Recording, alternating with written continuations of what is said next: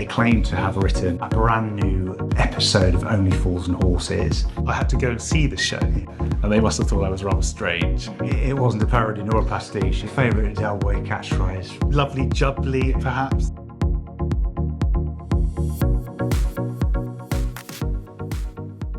My name's Carl Steele.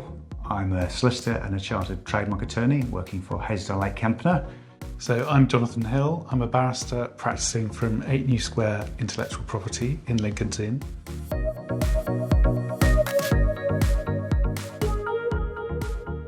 The client discovered somebody producing an unauthorised interactive dining experience where they claim to have written a brand new episode of Only Fools and Horses, but broken down the fourth wall so that you would sit in your dining experience, the characters would walk around you whilst you were eating your dinner and perform their characters, but also there was a sort of new story written in about a pub quiz. The person who instructed us, Jim Sullivan, who was the son of John Sullivan, the writer of Only Fools and Horses, was somewhat perturbed by the fact that he didn't like, quite rightly, that somebody had taken his father's legacy and created what he regarded as not an appropriate production that would reflect his father's values and the quality of the production he'd produced. Well, one of my first acts was I had to go and see the show. Yeah. So I was in fact going to be going with Carl, but his train was cancelled. Yeah. So I turned up at the hotel where they were putting on the experience all on my own without a cover story. Yeah. So I sort of went in and sat down on the table with a number of members of the public who were there, obviously aficionados of Only Fools and Horses. And I just sort of confessed to being a lawyer, but I didn't say why I was there. And they must have thought I was rather strange. Anyway, but we were mustered together into teams for this fictional quiz. So I had to sit through that and sort of take notes and see what it was like. It was quite an entertaining experience, but I think that was really because it did draw so very heavily on all of the source material. It just comes back to the sort of the core idea behind most intellectual property rights, which is that where you've got the creativity or the ingenuity of a creator in coming up with an idea, a work, something like that, then of course that inherently is something which is intangible, which can be taken and copied by someone else. And so if you don't have a right to protect it, others can just come in and get the fruits of the other person's labour, and there'll be no incentive for creatives to make their business out of coming up with work.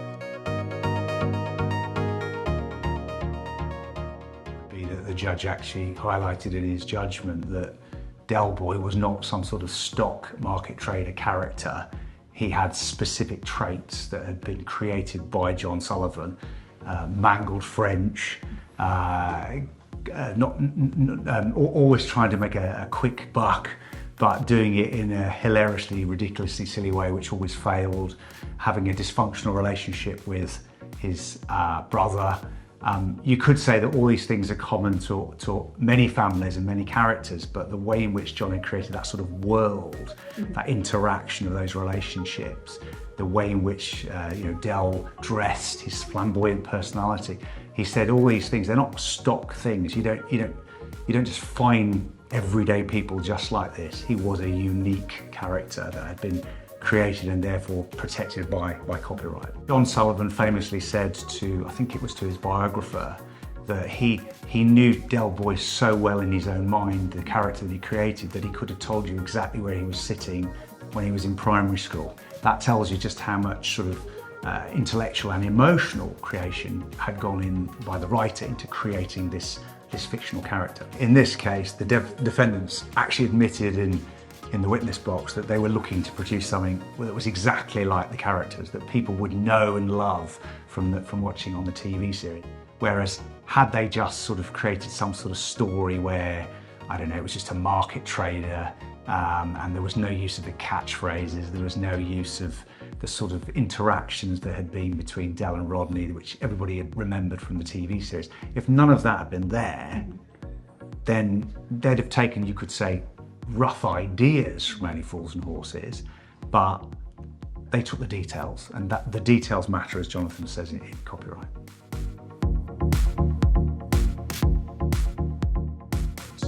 To be a parody in the law, the work has to evoke an existing work while being noticeably different from it, and then also has to express some humour or mockery.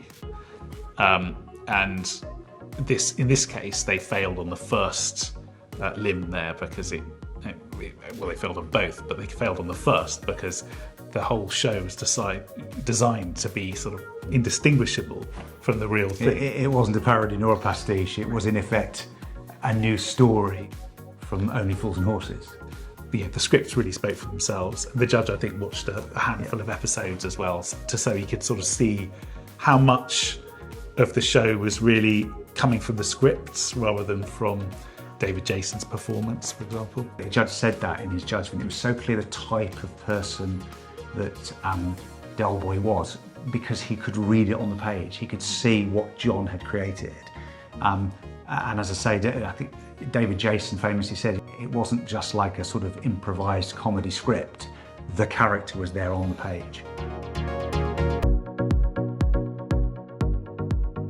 Get some proper professional advice from a solicitor or a SITMAR representative, somebody who's qualified, or something like Jonathan, a barrister, to basically tell them whether what they're doing crosses the line. There's the difference between sort of a mere idea that's being taken as opposed to the expression, the detail of somebody else's previous and earlier work. Basically, if you're using a well-known sort of cultural property, probably the best advice is to expect there to be trouble and to take advice. I think if you're a right holder, you would want to build a case which didn't only rely upon the copyrights in a character. You'd want to build a broader case relying on as many different intellectual property rights as you can, because otherwise you might get into a battle where you have to go to the Supreme Court.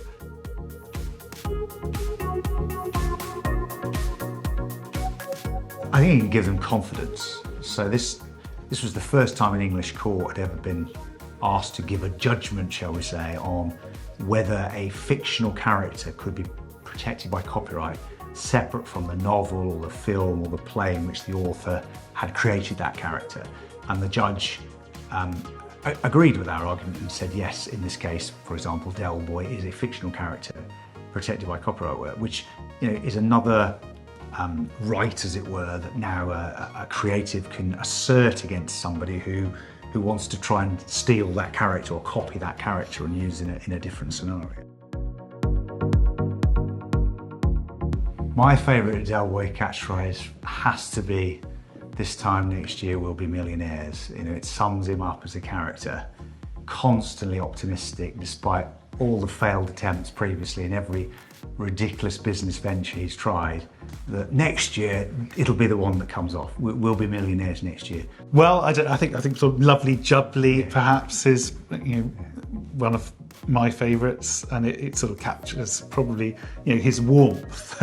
It's such a sort of like evocative expression, and I think there's some debates which we read when researching the case about its sort of etymology and where it comes from, but I don't know, it just sort of evokes a sort of friendly, sort of warm character, which actually in the final analysis that's what Del is.